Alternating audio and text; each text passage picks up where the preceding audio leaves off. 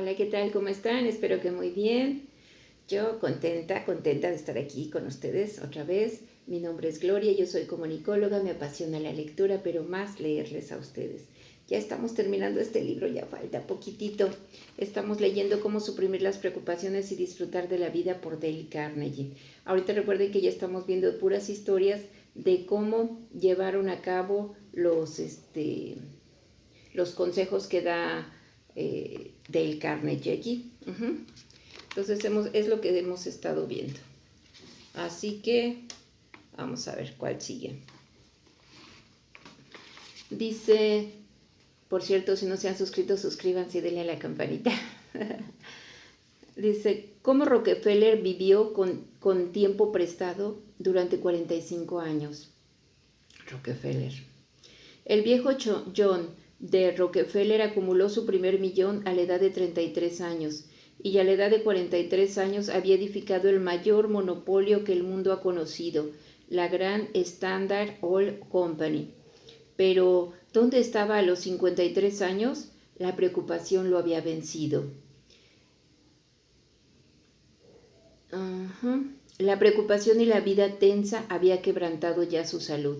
A los 53 años parecía una momia, según dice John K. Winkler, uno de sus biógrafos. A los 53 años, Rockefeller fue atacado por desconcertantes enfermedades del aparato digestivo que lo dejaron sin cabello, sin pestañas y sin nada de pelos que un leve indicio de cejas. Tan grave era su estado que hubo un tiempo en que su único alimento era leche humana.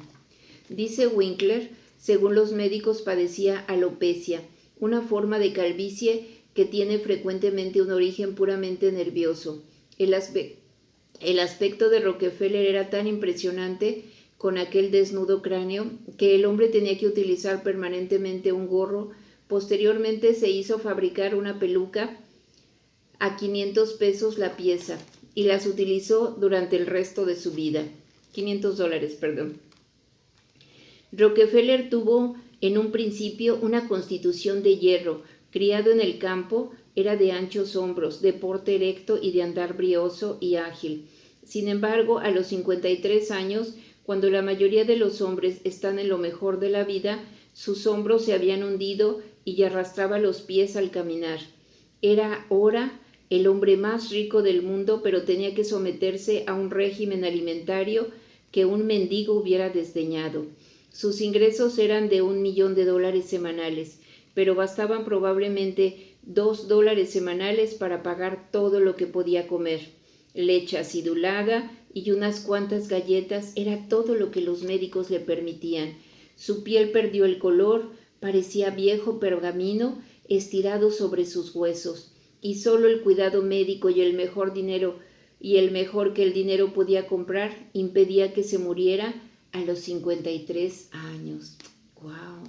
¡Qué increíble!, ¿verdad? ¿Qué había sucedido? La preocupación, las emociones, la presión alta y la vida tensa.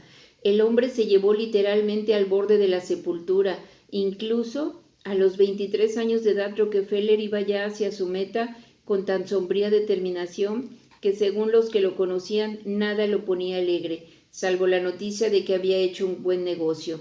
Cuando obtenía grandes beneficios, efectuaba una especie de danza guerrera, tiraba el sombrero al suelo e iniciaba una serie de contorsiones.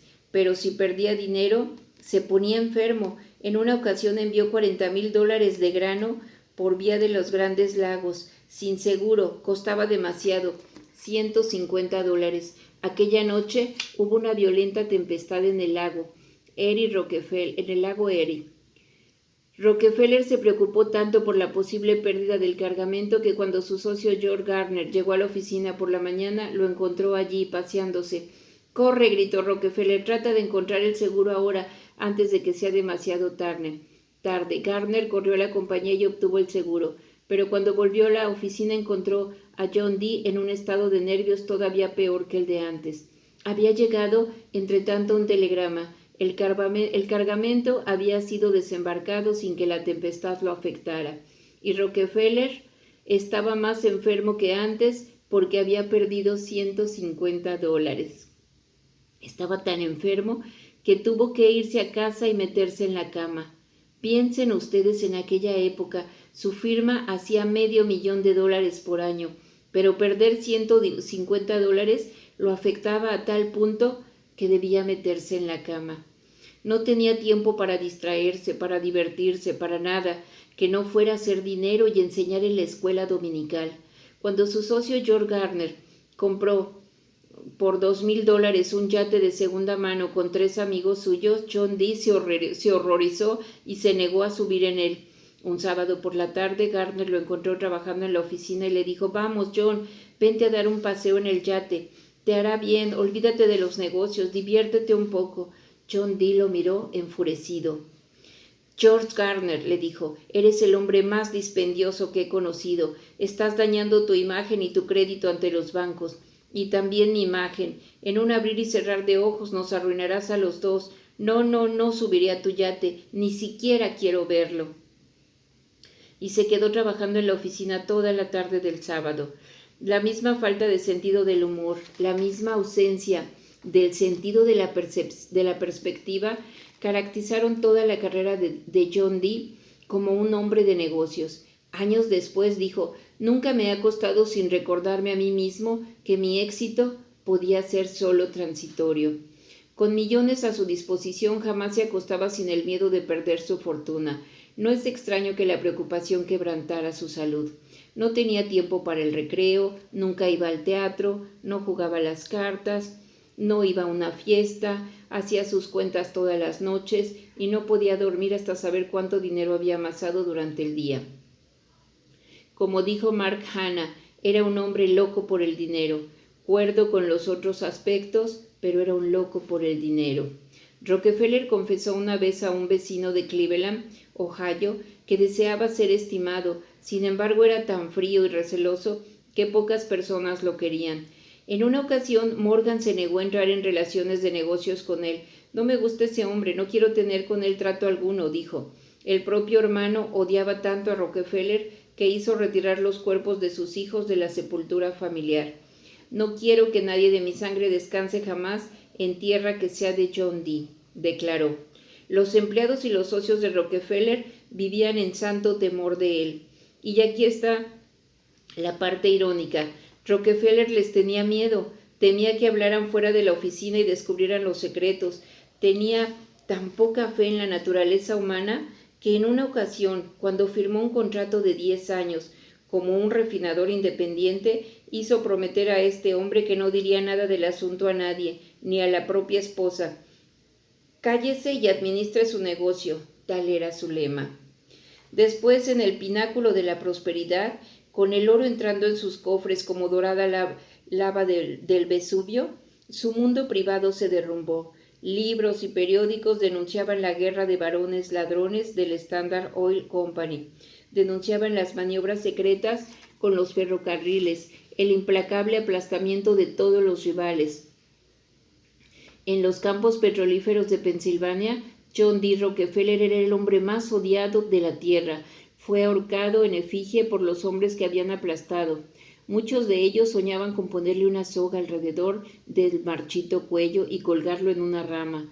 Llegaban a su oficina cartas que vomitaban fuego y lo amenazaban de muerte. Tuvo que contratar a un guardia personal que lo protegiera de sus enemigos. Trató de pasar por alto este ciclón de odio. «Pueden golpearme e injuriarme siempre que me dejen despejado el camino», declaró cínicamente, pero descubrió que era humano. A fin de cuentas, no pudo soportar el odio y la preocupación. Su salud comenzó a ceder. Estaba aturdido y desconcertado ante este nuevo enemigo, la enfermedad, que lo atacaba desde adentro. En un principio ocultó sus indisposiciones e intentó rechazar la idea de que estaba enfermo. Pero el insomnio, la indigestión y la pérdida del cabello, síntomas físicos de la preocupación y el derrumbe, no podían ser negados. Finalmente los médicos le dijeron la terrible verdad. Tenía que optar: su dinero y sus preocupaciones o su vida. Le previnieron que tenía que retirarse o morir. Se retiró, pero antes de que se retirara, la preocupación, la codicia y el miedo habían causado estragos en su salud. Cuando Ida Tarbell, la más famosa escritora norteamericana de biografías, lo vio, quedó aterrada y escribió: Hay en su rostro una edad espantosa. Es el hombre más viejo que haya visto jamás. ¿Viejo? Rockefeller era entonces varios años más joven que el general MacArthur cuando reconquistó las Filipinas, pero era tal ruina física que Ida Tarver lo compadecía. La escritora trabajaba entonces en un poderoso libro que condenaba a la Standard Oil y a cuanto a la Standard Oil representaba, y desde luego no tenía motivo alguno para estimar al hombre que había creado aquel pulpo. Sin embargo, declaró que cuando vio a John D. Rockefeller enseñar en la catequesis del domingo, buscando ansiosamente una expresión cordial en los rostros que lo rodeaban, tuve una sensación inesperada y que se intensificó con el tiempo. Me dio pena. Sé que no hay compañía tan terrible como la del miedo. Cuando los médicos se lanzaron a la tarea de salvar la vida de Rockefeller, le fijaron 3 normas. Son 3 normas que él observó al pie de la letra durante el resto de su vida. Son las siguientes. ¡Ay, qué increíble! Me ha impresionado. ¿A ustedes no? Bueno, veamos qué le mandaron. Número 1. Evite las preocupaciones. Nunca se preocupe por nada, cualesquiera que sean las circunstancias. Número 2. Descanse y haga muchos ejercicios moderados al aire libre. Número 3. Vigile su régimen de alimentación. Deje siempre de comer cuando todavía sienta cierto apetito. Deje siempre de comer cuando todavía sienta cierto apetito. ¿Qué tal? John D. Rockefeller se atuvo a estas normas. Es probable que salvara así su vida. Se retiró, aprendió a jugar al golf, trabajaba en el jardín, hablaba con los vecinos, jugaba diversos juegos, cantaba, pero hizo algo más también, dice Winkler. Durante los días de tortura y las noches de insomnio, tuvo tiempo para reflexionar. Comenzó a pensar en los demás. Dejó finalmente de pensar en cuánto dinero podía conseguir y comenzó a preguntarse cuánta felicidad humana podía comprarse con ese dinero. En pocas palabras, Rockefeller comenzó ahora a regalar sus millones. En un principio la cosa no fue fácil. Cuando ofreció dinero para una iglesia, los púlpitos de todo el país clamaron que era aquel un dinero manchado. Pero continuó dando. Se enteró de que un modesto colegio de las orillas del lago de Michigan iba a cerrarse a causa de una hipoteca. Acudió al rescate, vertió millones en el colegio y edificó así a la ahora mundialmente famosa Universidad de Chicago. Trató de ayudar a los negocios, dio dinero a universidades negras como el Tuskegee College, donde hacían falta fondos para continuar los trabajos de George Washington Carver. Ayudó a combatir la lombriz intestinal. Cuando el doctor Charles W. Stills, la autoridad en esta materia, dijo: 50 centavos de medicina curarían a un hombre de esta enfermedad que causa estragos en el sur, pero ¿quién dará los 50 centavos? Fue Rockefeller quien los dio. Gastó millones en combatir la lombriz intestinal y libró al sur de esta terrible plaga. Y fue todavía más allá. Estableció una gran fundación internacional, la Fundación Rockefeller, destinada a combatir la enfermedad y la ignorancia en todo el mundo. Hablo con emoción de esto porque quizá deba mi vida a la Fundación Rockefeller. Recuerdo muy bien que cuando estaba en China, en 1932, el cólera hacía estragos en Pekín. Los campesinos chinos morían como moscas y en medio de todo ese horror pudimos acudir al Centro Médico Rockefeller para que nos vacunaran contra la epidemia. Tanto los chinos como los extranjeros podían acudir allí. Entonces comprendí por primera vez qué hacían por el mundo los millones de Rockefeller. En la historia entera no existe nada que se parezca siquiera remotamente a la Fundación Rockefeller. Es algo único. Rockefeller sabía que en el mundo entero hay hombres con grandes miras que inician nobles movimientos, se emprenden investigaciones, se fundan colegios, los médicos luchan por combatir una enfermedad, pero con harta frecuencia toda esa tarea se interrumpe por falta de fondos. John D. resolvió ayudar a esos pioneros de la humanidad. No apoderarse de ellos, pero sí darles dinero y ayudarlos a que se ayudaran a sí mismos.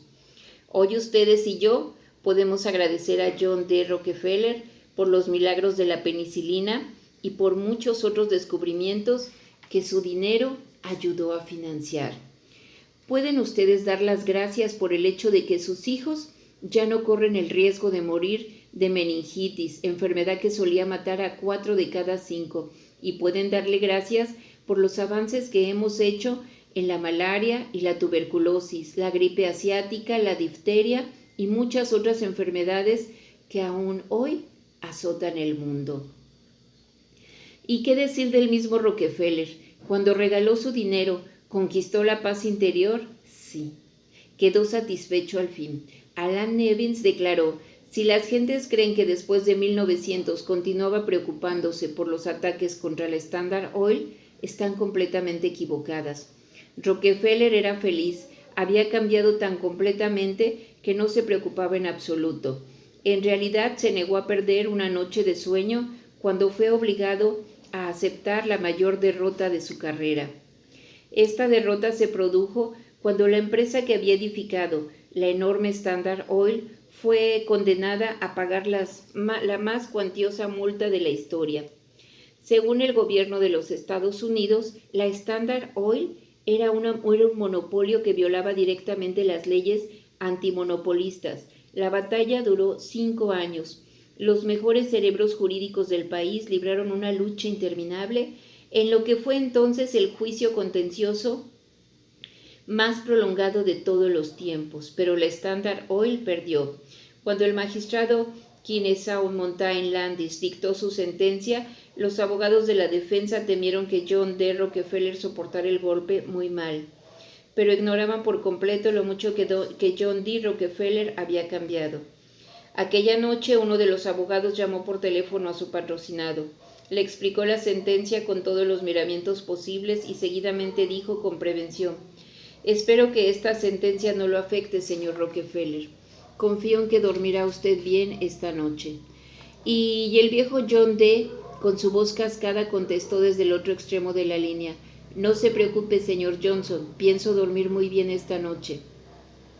Y no se sienta usted tampoco afectado. Buenas noches. Este era el hombre que una vez tuvo que meterse en la cama porque había perdido $150. Sí, hizo falta mucho tiempo para que John D. se librara de las preocupaciones. Era un moribundo a los 53 años y vivió hasta los 98. ¡Wow! ¿Qué les pareció? Muy interesante. Yo no conocía la historia de John D. Rockefeller. No la conocía. Fíjense que muchas veces equivocamos la situación del dinero y creo que él equivocó porque se volvió un esclavo del dinero a tal grado que perdió su salud. No quería salir, se angustiaba de poder perder todo lo que había ganado. Muchas veces nos volvemos esclavos del dinero. Pero bueno, él afortunadamente tardó años, 53 años, no tenía cabello, no tenía cejas, no tenía pestañas. Estaba, pues dicen que estaba muy, muy mal. Ya ven, cuando la escritora lo vio, se sorprendió. Y fíjense lo curioso de todo. Yo estoy sorprendida, estoy impactada porque yo no conocía la historia, que él sufría porque él quería ser querido, él quería ser aceptado, él quería ser amado, como todos. Sin embargo, no lo lograba. ¿Por qué? Porque su angustia de perder dinero, su miedo de perder lo que él había creado, el emporio o el monopolio, lo que había creado, tenía tanto miedo de perderlo que se olvidaba de disfrutar, se olvidaba de sonreír, se olvidaba de ser amable, de ser atento. Eso ya no entraba en su vida, por lo que pudimos leer, ¿verdad? Pero bueno, de repente, cuando vio que se estaba muriendo, dio el cambio. Dio el cambio siguiendo esas 3 normas y sobre todo el cambio aquí, el cambio adentro, en la mente. Eso es lo más importante. Si nosotros cambiamos de adentro, seguramente cambiamos de afuera. Y eso fue lo que pasó con él. Y fíjense, tantas cosas, la Fundación Rockefeller entonces ayuda a todos esos, a todas esas compañías que quieren que hacen nuevos descubrimientos para el bien de la humanidad. Qué interesante, ¿verdad? Me gustó muchísimo. Si a ustedes les gustó, pues regálenme un like. Si ya lo conocían, pues qué bueno, comenten algo. Muchísimas gracias, espero que les haya gustado. Y muchísimas gracias por regalarme un poquito de su tiempo. Chao, hasta la próxima.